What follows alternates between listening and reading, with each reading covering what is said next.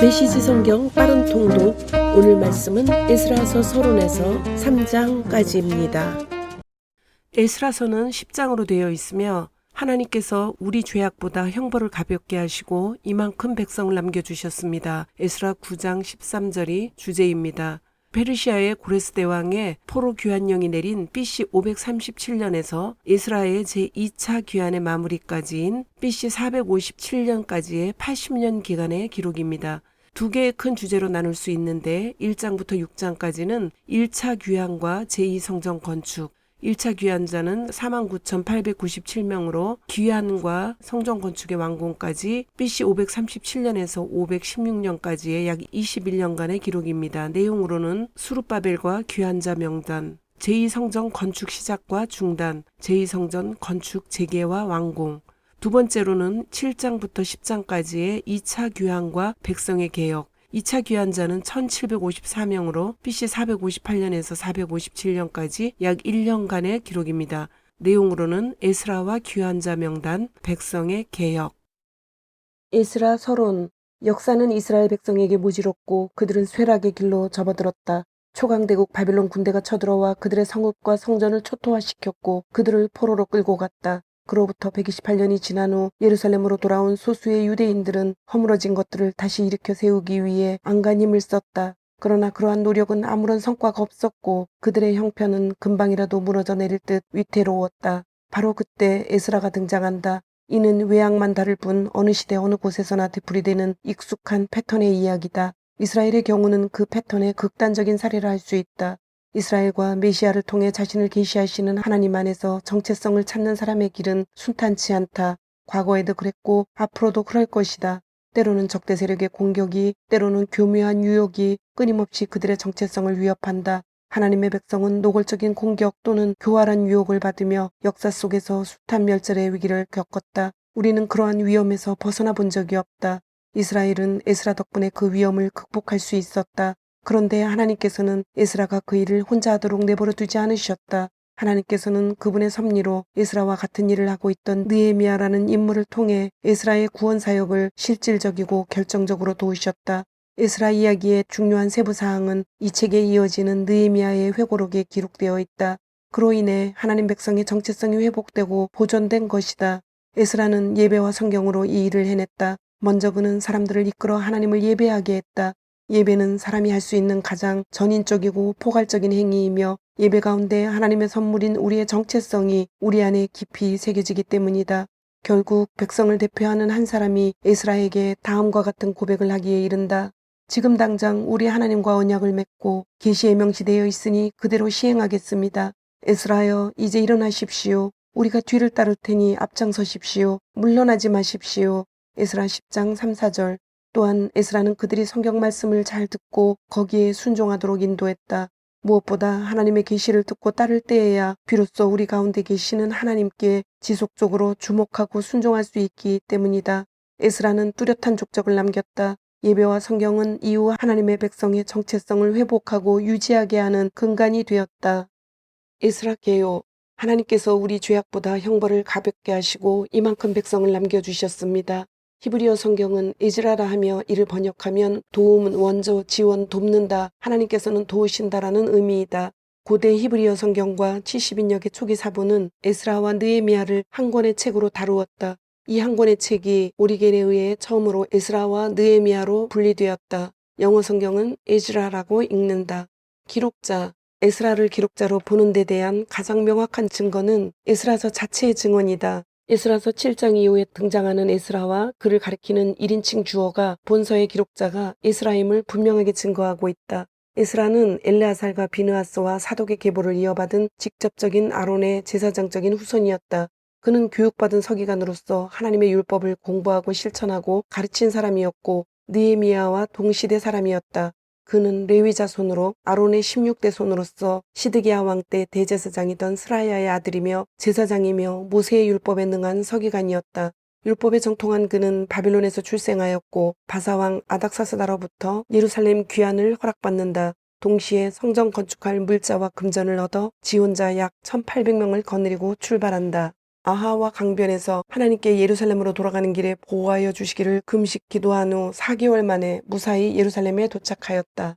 기록 배경 에스라서와 느헤미야서 그리고 에스더서의 역사적 배경과 가장 밀접한 관계를 지닌 나라는 바사 페르시아 제국이며 그 중에서도 고레스로부터 아닥사스다 1세까지의 기간이다.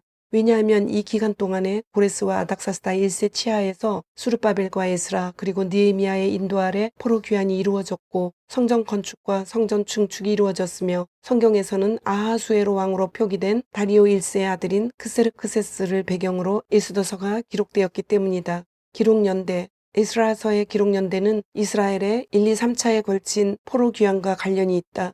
이스라엘 백성들은 3번 BC 605년, 597년, 586년에 걸쳐 바빌론 포로로 끌려갔던 것처럼 3번에 걸쳐서 귀환한다. 포로 귀환은 바사왕 고레스 원년인 BC 538년에 내려진 조서에 의해서 이루어진다. 1차 귀환은 스룹바벨의 인도하에 BC 537년에 이루어진다. 이 귀환은 상당한 시간이 흐른 후에 BC 516년에 성전 재건으로 마무리되는데 이 성전 재건을 독려하기 위하여 학개와 스가랴 선지자가 활동한다.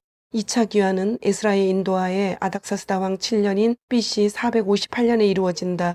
3차 귀환은 느헤미야의 인도하에 아닥사스다 왕 20년인 BC 444년에 이루어진다. 에스더서의 사건은 1차 귀환과 2차 귀환 사이인 BC 480년에서 473년경 페르시아에서 일어난 일들이다.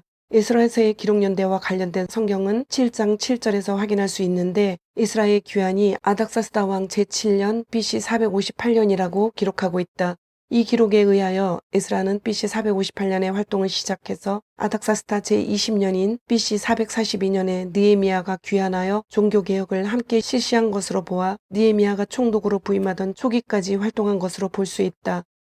에스라 1장 페르시아 왕 고레스 하나님의 성전을 지어라.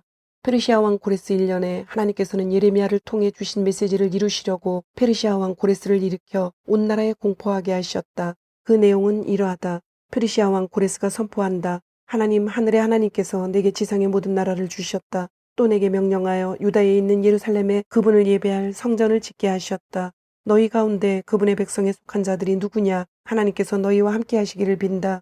유다에 있는 예루살렘으로 돌아가 하나님 이스라엘의 하나님 예루살렘의 하나님의 성전을 지어라. 남아있는 백성이 있거든 거주지에 상관없이 예루살렘에 건축할 하나님의 성전에 바칠 은, 금, 연장, 짐 싣는 동물과 함께 자원예물도 주어서 보내도록 하여라. 유다와 베냐민 가문의 우두머리와 제사장과 레위인들 곧 하나님께서 일으키신 모든 사람이 하나님의 성전을 짓기 위해 예루살렘으로 함께 떠났다. 그들의 이웃은 저마다 은, 금, 연장, 짐 싣는 동물, 값비싼 선물에 더하여 자원예물로 그들을 열심히 도왔다. 아울러 고레스 왕은 전에 느부갓네살이 예루살렘에 있는 하나님의 성전에서 가져와 자기 신들의 신전에 두었던 그릇과 도구들을 모두 그들에게 넘겨주었다. 페르시아 왕 고레스는 그 일을 재무관 미드르닷에게 맡겼다. 미드르닷은 유다 지도자 세스바알에게 물품을 모두 넘겼는데 그 목록은 이러하다. 금 접시 30개, 은 접시 1000개, 은냄비 29개, 금대접 30개, 버금가는 은대접 410개, 그 밖의 그릇 1000개, 모두 합하여 금그릇과 은그릇이 5400개였다. 세스바알은 포로로 잡혀 바빌론에 있던 이들을 예루살렘으로 데리고 오면서 이 그릇들을 모두 가지고 왔다. 2장 바빌론 왕 느부갓네살에게 사로잡혀 포로 생활하던 사람들 가운데 많은 이들이 고향 땅인 예루살렘과 유다로 돌아왔는데 수르바벨, 예수아, 느헤미야, 스라야, 르엘라야, 모르드게, 빌산, 미스발, 비그웨, 루훔, 바하나와 함께 왔다. 돌아온 이스라엘 백성의 출신 가문별 숫자는 이러하다. 바로스 자손 2172명, 스바랴 자손 372명, 아라 자손 775명, 바한 모앗, 예수아와 요압의 자손 2812명, 엘람 자손 1254명, 사뚜 자손 945명, 사케 자손 760명, 바니 자손 642명, 부베 자손 623명, 아스갓 자손 1222명, 아도니감 자손 666명, 비그웨 자손 2056명, 아딘 자손 454명, 아델 히스기야의 자손 98명, 베세 자손 323명, 요라 자손 112명, 하순 자손 223명, 깃발 자손 95명. 출신 지역별로 파악된 이스라엘 백성은 이러하다. 베들레헴 사람 123명, 느도바 사람 56명, 아나도 사람 128명, 아스마웨 사람 42명, 기랏 여아림과 그비라와 부에로 사람 743명, 라마와 게바 사람 621명, 믹마스 사람 122명, 베델과 아이 사람 223명, 느보 사람 52명, 막비스 사람 156명, 다른 엘람 사람 1254명, 하림 사람 320명, 로드와 하디카 오노 사람 725명, 여리고 사람 345명, 스나아 사람 3630명. 제사장 가문은 이러하다. 여다야 예수아의 자손 973명, 인멜 자손 1052명, 바수울 자손 1247명, 하림 자손 1017명. 레위 가문은 이러하다. 예수아와 감미엘, 호다위아의 자손 74명. 노래하는 사람은 이러하다. 아삽 자손 118명. 문지기 가문은 이러하다. 살름 자손과 아델 자손과 달문 자손과 아굽 자손과 하디다 자손과 소베 자손이 모두 139명. 성전 봉사자 가문은 이러하다. 시아 자손과 하수바 자손과 다바웃 자손, 게로스 자손과 시아아 자손과 바돈 자손, 르바나 자손과 하가바 자손과 아굽 자손, 하갑 자손과 살메 자손과 하난 자손, 기델 자손과 가알 자손과 르아야 자손, 리신 자손과 누고다 자손과 갓삼 자손, 우사 자손과 바세아 자손과 베세 자손, 아스나 자손과 무으님 자손과 느부심 자손, 박북 자손과 하그바 자손과 할훌 자손, 바슬롯 자손과 무이다 자손과 하르사 자손, 바르고스 자손과 시스라 자손과 데마 자손, 느시아 자손과 하디바 자손. 솔로몬의 신하들 가문은 이러하다. 소대 자손과 하소베렛 자손과 부르다 자손, 아엘라 자손과 다르곤 자손과 키텔 자손, 스바다 자손과 하딜 자손과 보게렛 하스바임 자손과 아미 자손. 성전 봉사자와 솔로몬의 신하들은 모두 392명이다. 멜델라, 델하르사, 그룹, 압돈, 인멜에서 온 사람들도 있었는데 이들은 조상이 밝혀지지 않아 이스라엘 백성인지 아닌지 알 수 없었다. 이들은 들라야 자손과 도비아 자손과 느고다 자손인데 모두 652명이다. 지사장 가문 중에도 그런 사람들이 있었다. 이들은 호바야 자손과 학고스 자손과 바르실레 자손인데 바르실레는 길르앗 사람 바르실레 가문의 딸과 결혼하여 그 이름을 취했다. 이들은 족보를 최대한 뒤졌지만 자신들의 이름을 찾지 못했고 부정하게 여겨져 제사장직에서 제외되었다. 총독은 제사장이 우림과 둠밈을 가지고 그들의 신분을 판정할 때까지 거룩한 음식을 먹지 말라고 그들에게 명령했다. 회중의 수는 모두 42,360명이었다. 7,337명에 달하는 남녀 종은 그 수에 포함되지 않았다. 또 노래하는 사람이 남녀 200명이었고 말 736마리, 노새 245마리, 낙타 435마리, 나귀가 6,720마리였다. 예루살렘에 있는 하나님의 성전에 도착하자 각 가문의 우두머리 가운데 일부가 그 부지에 하나님의 성전을 재건하고자 자원 예물을 바쳤다. 그들은 힘닿는 대로 금 500kg, 은 3톤, 제사장 예복 100벌을 건축기금으로 바쳤다. 제사장과 레위인과 일부 백성은 예루살렘에 살았고 노래하는 사람과 문지기와 성전 봉사자들은 저마다 고향의 터를 잡았다. 모든 이스라엘 백성이 살 곳을 찾았다. 3장 성전 기초를 놓다. 이스라엘 백성은 각자 성읍의 자리를 잡은 지 7째 달이 되었을 때 일제히 예루살렘에 모였다. 요사닥의 아들 예수아와 그의 형제 제사장들은 스알데엘의 아들 스룹바벨 및 그의 친족과 함께 하나님의 사람 모세의 계시에 기록된 대로 이스라엘의 하나님께 번제를 드리려고 제단을 만들었다. 그들은 이스라엘 백성이 아닌 이웃들이 어떻게 나올지 두려웠지만 우선 이를 추진하여 옛 성전 기초 위에 제단을 세우고 아침 저녁으로 그 위에 번제를 드렸다.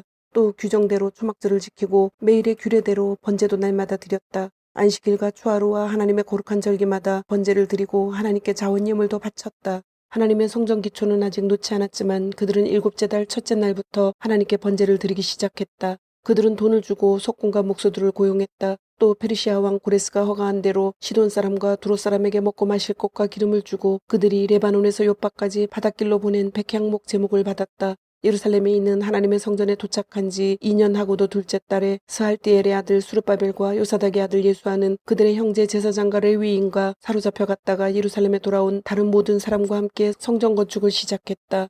그들은 20살 이상 된 레위인들을 지명하여 하나님의 성전 재건을 감독하게 했다. 예수아와 그 일가족은 감미엘, 빈누이, 호다위아, 헤나닷의 대가족과 한마음 한뜻이 되어 곧 모든 레위인들이 하나님의 성전 작업 일꾼들을 감독했다. 일꾼들이 하나님의 성전 기초를 놓자 예복을 입은 제사장들은 나팔을 들고 아삽 자손 레위인들은 심벌주를 들고 이스라엘 왕 다윗의 전통에 따라 하나님을 찬양했다. 그들은 서로 번갈아 노래하며 하나님께 찬양과 감사를 드렸다. 진실로 하나님은 선하십니다. 그렇습니다. 이스라엘에 대한 그분의 사랑은 끝이 없습니다. 하나님의 성전 기초를 놓고 나서 온 백성이 큰 소리로 환호하며 하나님을 찬양했다. 많은 사람들이 즐거워할 때 첫 성전을 보았던 나이 많은 제사장과 레위인과 가문의 우두머리들은 기뻐서 소리내어 울었다. 함성과 울음소리를 분간할 수 없었다. 그들의 목소리가 사방으로 멀리까지 울려 퍼졌다. 주님, 오늘도 말씀을 주심을 감사드립니다. 주신 말씀대로 오늘 하루도 주님의 모습을 닮아가며 말씀대로 순종하며 살도록 은혜와 용기를 주옵소서. 예수님의 이름으로 기도드립니다. 아멘.